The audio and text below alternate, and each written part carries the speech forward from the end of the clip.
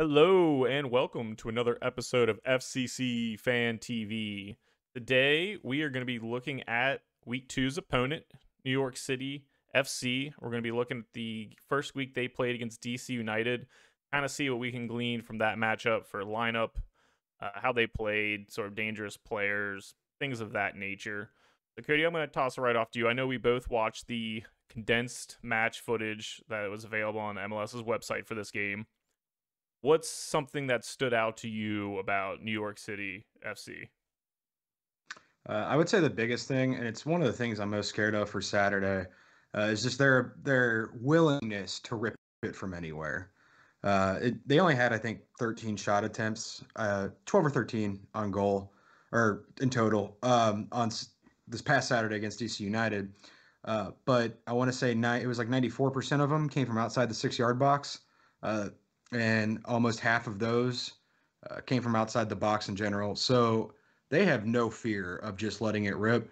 If our backline plays the way they did against Nashville, where they're missing their marks a lot of the time, I fear how many times. I don't know if T-Tine has it in him 2 weeks in a row to do what he did. So that's something we're gonna have to shore up because they have no fear of just letting that ball go.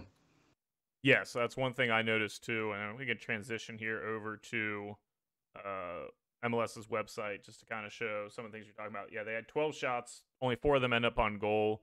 But I would say, yeah, of those 12, we can kind of see down here 1, 2, 3, 4, 5, 6, 7, 8 of these came from outside the 18. And they were pretty close. I would say the Castellanos had a couple that trickled right by the far post that he ripped that were not counted on those on target ones here. But yeah, the willingness to let it fly from distance, which is something that we really didn't see last game. Most of those shots that we faced were about 6 yards and in.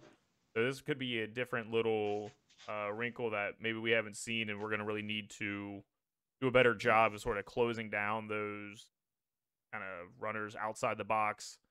Just kind of the second ball that we talked about that we weren't very good at closing out. We're going to need to be much better on that because I believe this team, outside of what Randall Leal Galazzo shot from distance, we're just going to need to do a better job of kind of cutting those things down. Yeah. So let's kind of go here. They're also. Oh, sorry. If you don't mind me bringing it up, they're also a very possession-oriented team, which is what we're striving to be. But it's what Nashville did against us when they're not even a possession-based team that scares me. The possession, if the game gets out of hand and ugly in the beginning, this could be really bad because they could just literally have possession for the entire match. It's something we let Nashville do when Nashville's a counter team. They're not a possession-based team. So that is something that scares me a lot coming into Saturday. I'd agree with that. It was one thing I saw watching this footage that New York City didn't seem to have that sort of dynamic edge that we even saw out of Nashville. Like I know they have the players for like Maxi Morales, obviously, when he has the ball at his feet, can do some amazing things, but they're sort of they kind of remind me of FC Cincinnati.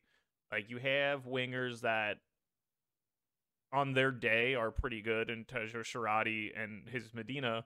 Like both of those guys, they can make things happen, but they don't necessarily always do.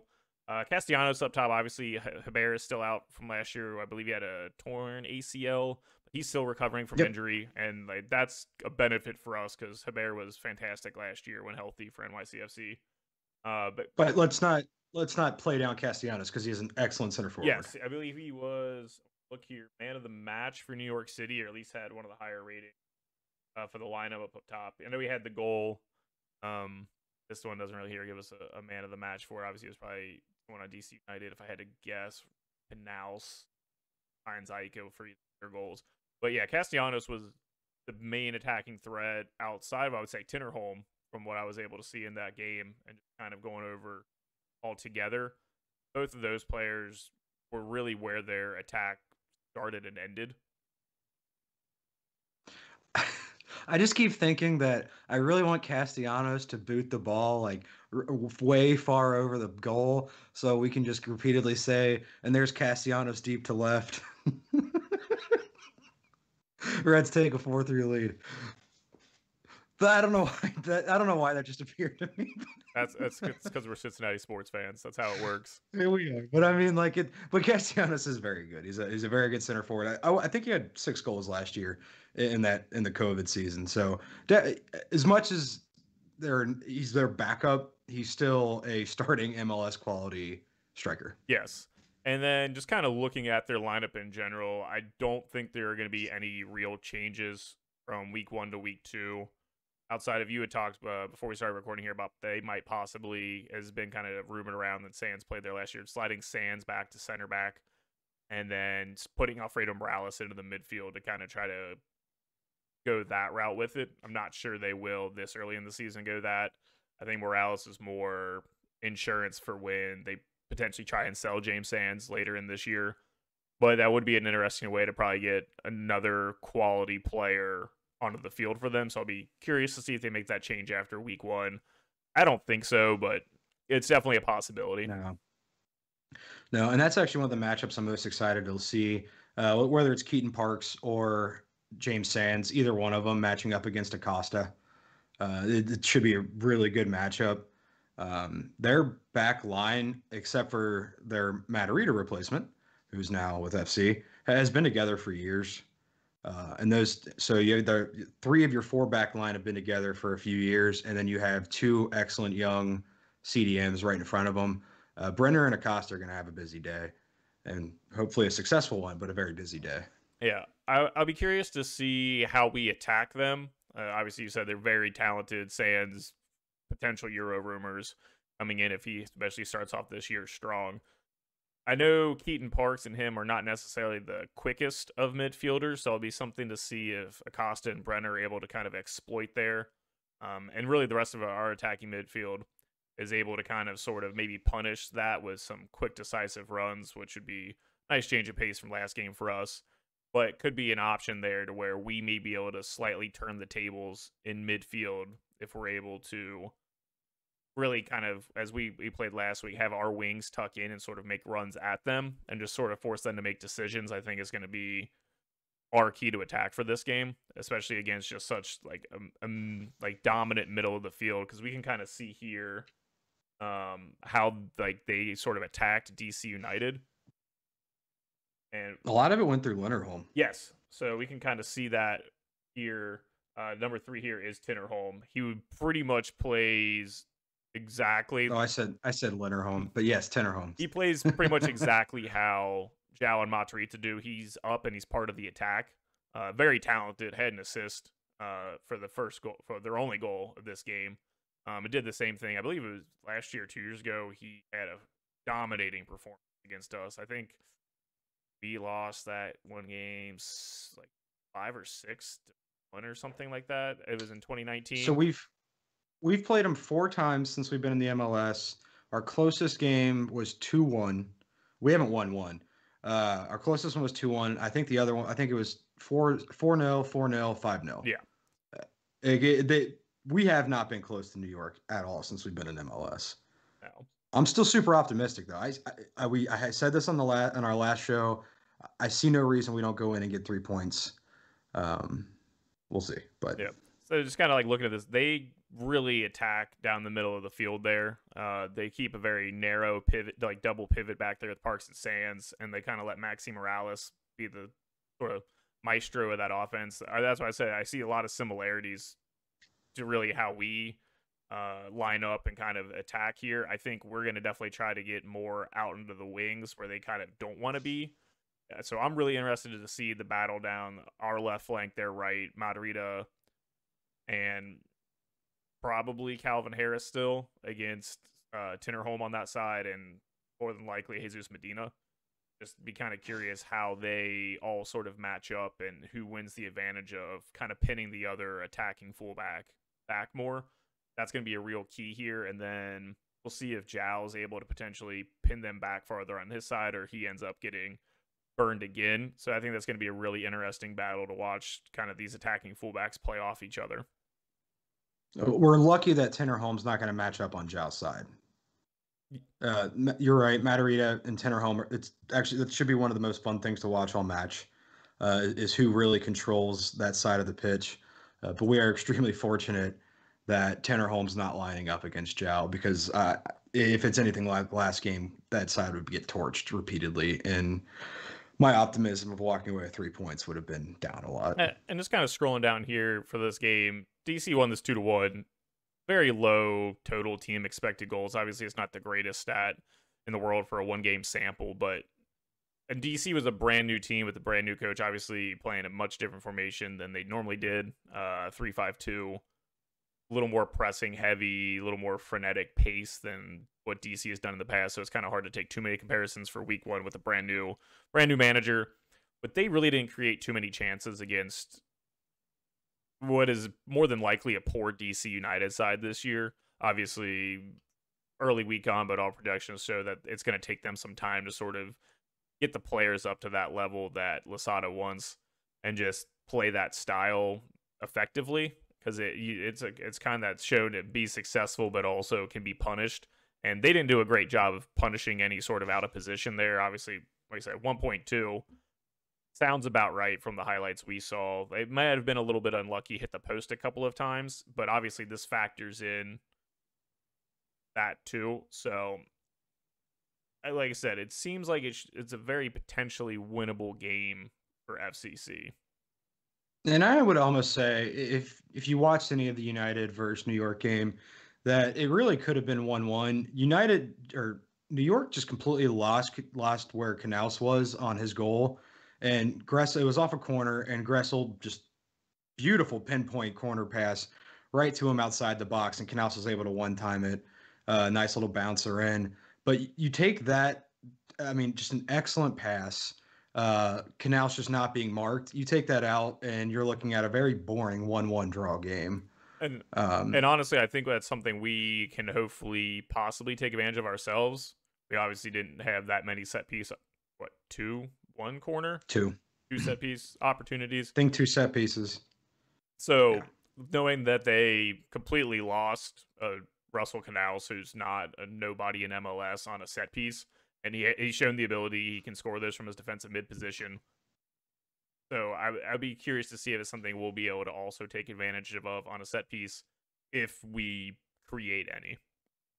All right. So what you're saying is let's kind of mimic it. We're looking for a Kubo goal, in which case I will sing his praises early next week. I mean, obviously I want a Kubo goal, but I'm not. No, that's. I don't even think in my wildest imaginations I could imagine him doing that. I can't. It's just hopeful optimism. Yeah, maybe. Maybe like Makoto laces one. I don't know. That wasn't necessarily a laced goal, but I don't. We're gonna need like Acosta to be that guy back there. Yeah. Well, I think Sean Johnson was just kind of blinded on it. Yeah, I mean, it was a really nice, great technique on that shot through traffic, back across the goal where Sean Johnson was already kind of turned and moving. Not really much he could do about it. So obviously Sean Johnson's a very solid MLS keeper, and both goals he gave up. That was going to be my next point. Both goals that were scored, he couldn't really do too much about. I want to say the Heinz Eike one, which was a center back, he just put his laces through it and blasted one around a defender, and that thing didn't move. That was a rocket. Yeah. No, that was something we hadn't touched on yet. But Sean Johnson, we haven't just touched on goalies besides hoping that T-Town doesn't have to make 11 saves. Sean Johnson's an excellent goalie.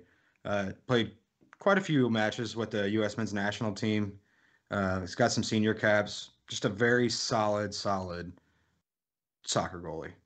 So not something to be taken lightly when we're hoping that these goals go in. Yeah, so it'll be, and he's obviously a veteran back there leading their back line. So it'll be interesting to see what we're able to do against another pretty solid defensive unit led with the defensive midfielders. Like their center spine and then Tinnerholm are just solid players. So it'll be another nice test on the road. But I'm not sure they have the, as we kind of said, the dynamic kind of attack earlier consistently. Obviously, we've been burned by them in the past, which obviously, hopefully that's Maxi Morales. Jeez, getting his name mixed up here. I was about to say Gonzalez. Yeah. Yeah, so I'm kind of hoping he just looks ineffective is the wrong word, not as dangerous as usual as he did in week 1, and we catch him on another slow week. Well, and he's coming off a year where he was injured a lot last year. He's 34, 35. He's in his mid 30s. He's one of the two. He's got to slow down eventually. You don't. I don't want to see that, but it's just something that happens naturally. So this, not to say this game, but it could be this year in general. Could be the year where he kind of really shows it. And if it wants to start this game, we'll take it. Yes. Yeah. So then let's kind of focus this on what do we think FCC is going to make any changes from week 1 personnel wise going into this one?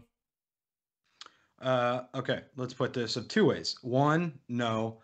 Two, what us and I would say most fans want to see is Cruz instead of Kubo. I don't think it will happen though. It'll be, I can almost guarantee it'll be the exact same lineup that marched out last week. Locadia is not fit yet to start. If he does, you'll see Harrison and probably after half. Yeah, I'd assume if Locadia somehow does start, it just reverse of week 1. He'll play 60. Yeah. Harris plays the last 30. But I would still expect to actually see that. I would actually expect to see almost a half-half split. I could see Harrison maybe playing to like 55, and then Locadia coming in. Let Locadia get more minutes and more minutes. With Kovacevic out, Harris is really our only option up there.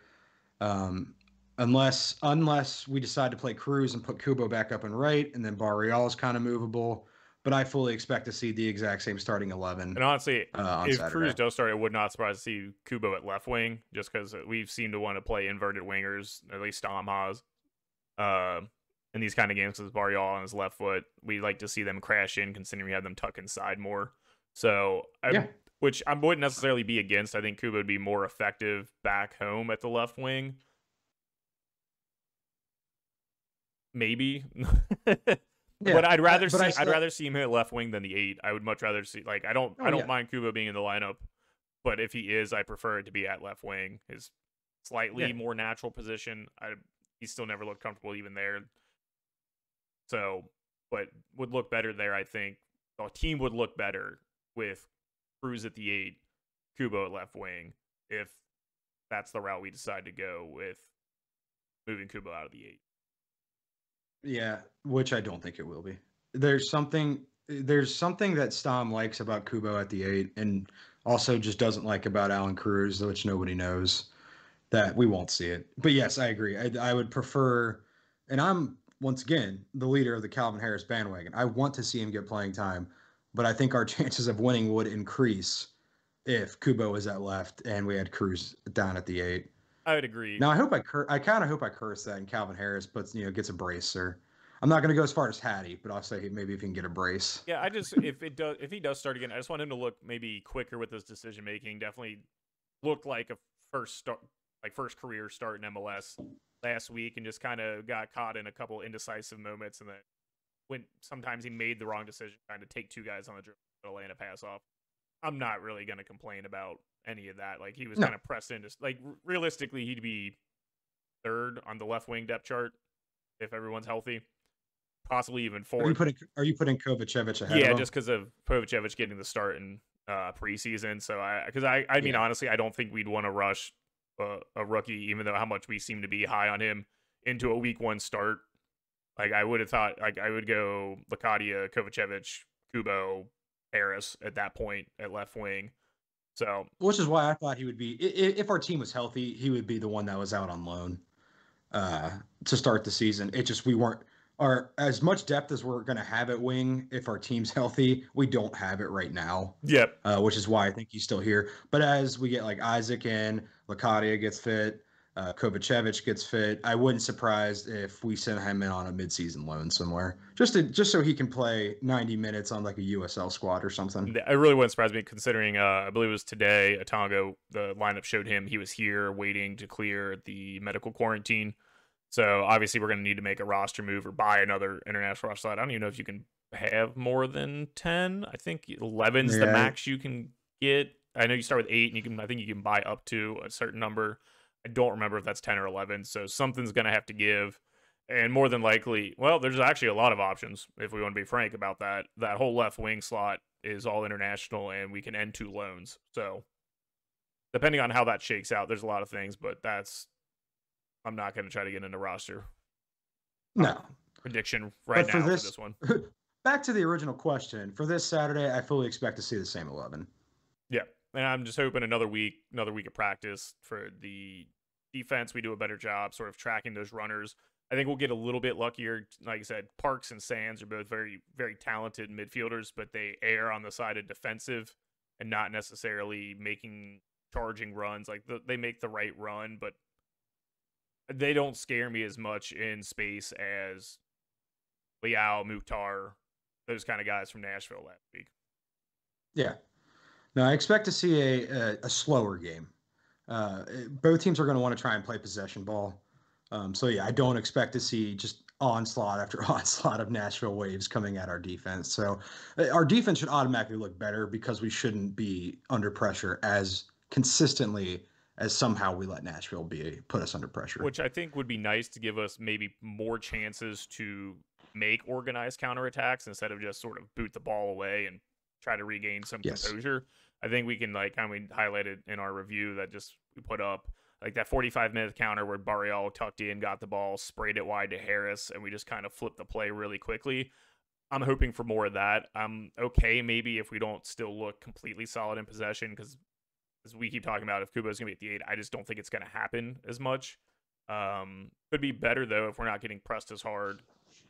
We might look better with Kubo and Makoto both there in possession. This could be the kind of matchup that Stom is envisioned that we're going to play.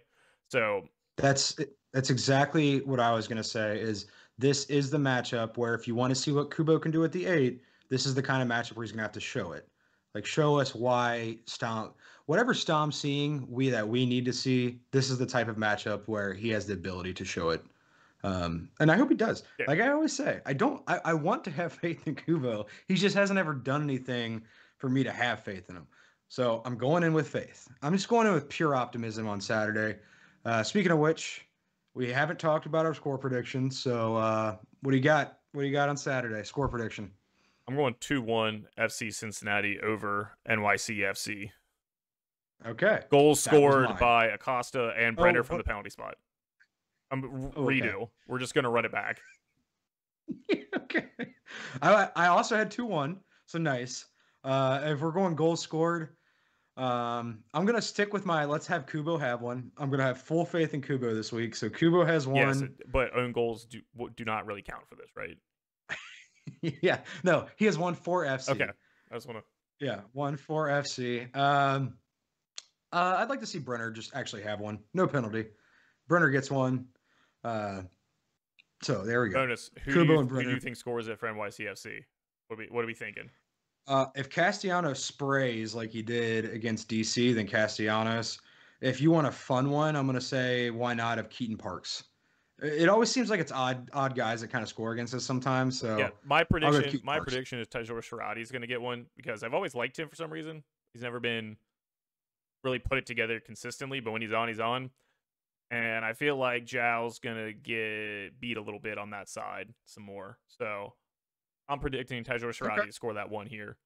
So you went smart. I just went like what sounds like really good, and I'm gonna go. Let's go odd and say Keaton. All right. So now to our real prediction: 4-3 NYCFC because there's going to be banging in goals from distance, and TT's not going to be able to replicate.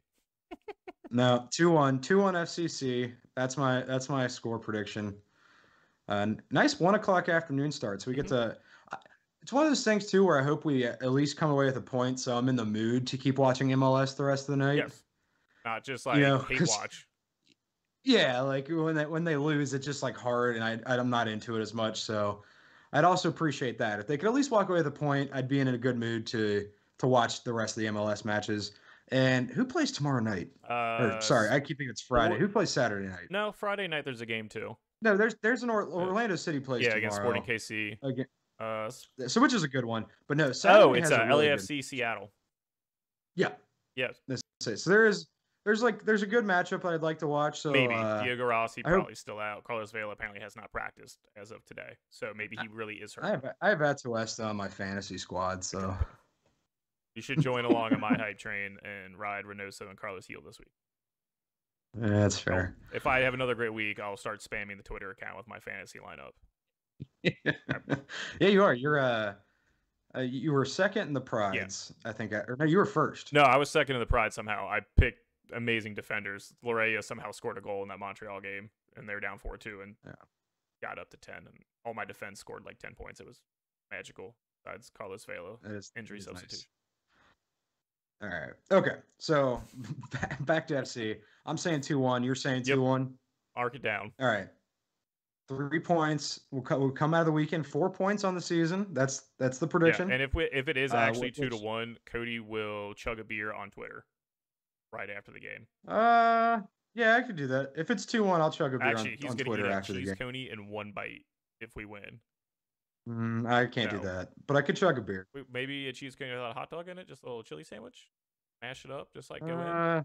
Let's stick with the beer for now. We'll see how it's going. Well, plus I have Chelsea West Ham. And tune into the Twitter account during the game Saturday because we'll be together. So first game we'll actually watch together. Yeah, that's actually the first game we'll be together. We'll probably be posting idiotic comments, and you can guess who's actually posting them because we both have access to the Twitter account. And there will be pictures of Cody's adorable beagle in a FCC jersey. That's a Basset. That's a Basset beagle, same thing. But it's got one's big ears. Yeah, but she does. We got her an FC jersey. She's gonna be our mascot, by the way.